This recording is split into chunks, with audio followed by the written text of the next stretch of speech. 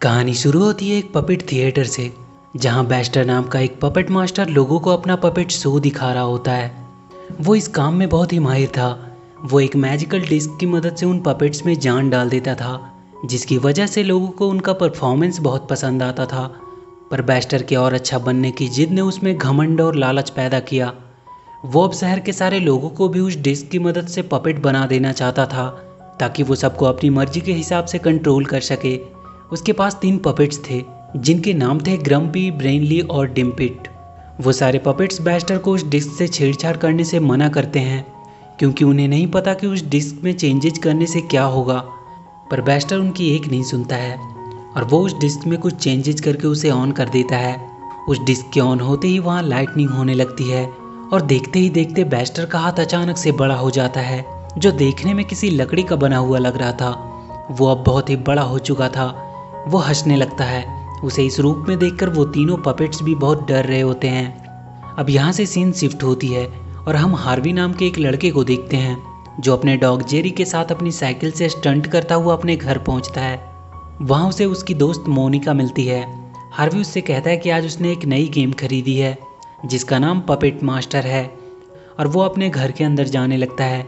मोनिका उससे कहती है कि स्कूल ट्रिप के लिए अपने पेरेंट्स से परमिशन लेना मत भूलना। हार्वी घर आकर देखता है उसके डैड अपने म्यूजियम का प्रेजेंटेशन बनाने में बिजी हैं। वो अपने कमरे में चला जाता है और अपना नया गेम खेलने लगता है। तभी कुछ देर बाद उसके डैड उसके कमरे में आते हैं। वो जल्दी से अपना गेम को छुपाकर पढ़ने का नाटक करने लगता है। उसके डैड उससे कहते हैं कि वो काम पे जा रहे हैं और उसे सारा दिन गेम खेलने से मना करके वहाँ से चले जाते हैं। उनके वहाँ से जाते ही हार्वी फिर से गेम खेलने में बिजी हो जाता है। वो गेम खेलने में इतना बिजी था कि उसे पता भी नहीं चलता है कि कब रात से वापस सुबह हो गई। उसने पूरा गेम खत्म कर लिया था। अब उसे सिर्फ अपना नाम एंटर करना था, जिससे वो उस गेम के हॉल ऑफ फेम में शामिल हो जाएगा। वो बहुत खुश हो जाता है।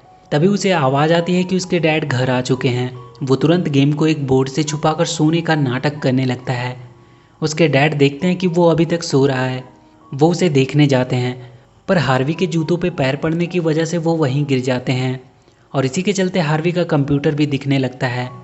वो जल्दी से उसे छुपाने की कोशिश करने लगता है, पर उसके डैड देख लेते हैं और उससे गुस्से में कहते हैं कि वो फिर से सारा दिन गेम खेलता रहा। हार्वी जल्दी से अपना नाम टाइप करने लगता है, पर उसके डैड उसके हाथ से जॉयस्टिक छीन लेते हैं और छीना झपटी में हार्वी का कंप्यूटर टूट जाता है। हार्वी अपने डैड से गुस्सा होकर चला जाता है। वो कहता है कि वो कभी उससे प्यार नहीं करते। हार्वी अपने स्कूल के लिए निकल जाता है। वो घड़ी में देखता है कि वो बहुत लेट हो चुका है। वो अपनी स्पीड बढ़ा देता है। इधर मोनिका अपने टीचर को हार्वी का वेट करने को कह रही होती है, पर वो सब बिना हार्वी को लिए ही ट्रिप पे चले जाते हैं। हार्वी वहाँ देखता है कि उनके शहर का मेयर वहाँ के म्यूजियम तुड़वा रहा है। ये वही म्यूजियम था जिसे उसके डैड बचाने की कोशिश कर रहे थे। वहाँ 2 वर्कर अपने जेसीबी से उस म्यूजियम को तोड़ने के लिए बढ़ते हैं, पर जेरी उन्हें रोकने लगता है। हार्वी भी उन्हें रोकने के लिए वहाँ आ जाता है। वो एक पत्थर उठाकर उनकी तरफ फेंकता है, जो उस जेसीबी के इंजन में चली जाती है, जिसकी वजह से वो खराब हो जाता है और वो जेसीबी आउट ऑफ कंट्रोल हो जाता है। वहीं कुछ दूर पे मोनिका भी छुपकर ये देख रही थी। वो भी हार्वी के चलते अपने ट्रिप पे नहीं गई थी। हार्वी के डैड वहाँ के मेयर को कॉल करके उस म्यूजियम को तोड़ने से मना कर रहे थे, क्योंकि वो उनकी शहर की एक बहुत पुरानी धरोहर है, जिसे उन्हें अच्छे से संभाल कर रखना चाहिए। पर मेयर उसे बताता है कि अब तक तो वो म्यूजियम टूट भी चुका होगा।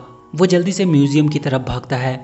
इधर जेसीबी के आगे का हैमर गिरने की वजह से म्यूजियम के आगे बहुत बड़ा सा गड्ढा होने लगता है, जिसमें हार्वी और जेरी गिर जाते हैं। उसे बचाने के लिए मोनिका आती है और वो भी उसके अंदर गिर जाती है। हार्वी को वहाँ अंदर एक कमरा दिखाई देता है, जहाँ बहुत से डरावने दिखने वाले पपेट्स रखे हुए थे। हार्वी को वहाँ मोनिका भी मिलती है। तभी हार्वी को वहाँ दीवार पे एक डिस्क दिखाई देता है, जो उसे उसके जॉयस्टिक की तरह ही लगता है। वो उसे वहाँ से निकाल लेता है और उसे ऑन कर देता है। वहाँ फिर से वही लाइटनिंग होती है और वहाँ के नीचे से एक घूमती हुई सीढ़ी निकलती है, जो ऊपर की तरफ जाती है। वो तीनों उसके सहारे ऊपर आ जाते हैं। हार्वी के डैड भी भागते भागते म्यूजियम तक पहुँच चुके थे। वो देखते हैं कि म्यूजियम तो अभी भी सही सलामत है। हार्वी, मोनिका और जेरी ऊपर एक बहुत बड़े रूम में पहुँच चुके थे। वहाँ उन्हें बहुत से पपेट्स दिखाई देते हैं। तभी वहाँ उन्हें वही 3 बैस्टर के पपेट्स दिखाई देते हैं। डैम्पिट ब्रेनी से कहता है कि हार्वी के हाथ में वो मैजिकल डिस्क है, मतलब यही हमारा नया मास्टर है। वो हार्वी से पूछता है कि क्या वो उनका नया मास्टर है। हार्वी कहता है कि वो किसी का मास्टर नहीं है। तब ब्रेनी हार्वी को समझाता है कि उसके हाथ में जो डिस्क है उसी की मदद से पपेट मास्टर सारे पपेट्स को कंट्रोल करता है। हार्वी उसे गौर से देखने लगता है और कहता है कि क्या वो भी इन्हें कंट्रोल कर सकता है। ब्रेनी उससे कहता है कि तुम्हें ये साबित करना होगा कि तुम इस डिस्क की पावर को संभाल सकते हो, उसके बाद तुम एक पपेट मास्टर बन जाओगे और फिर तुम सारे पपेट्स को वापस से जिंदा करके इस थिएटर को पहले की तरह ही खूबसूरत बना सकते हो। मोनिका उनसे कहती है कि ये कोई थिएटर नहीं बल्कि म्यूजियम है जो कि कुछ दिनों में ही तोड़ दी जाएगी। वो तीनों वहाँ से जाने लगते हैं। तब वो तीनों पपेट उन्हें अपने पुराने मास्टर बेस्टर की कहानी एक प्ले के जरिए बताते हैं कि कैसे उनके मास्टर ने पावर के नशे में अंधे होकर अपने हार्ट को इस डिस्क में डाल दिया, पर उसके बाद उसे इस डिस्क के पावर ने हमेशा के लिए कैद कर लिया।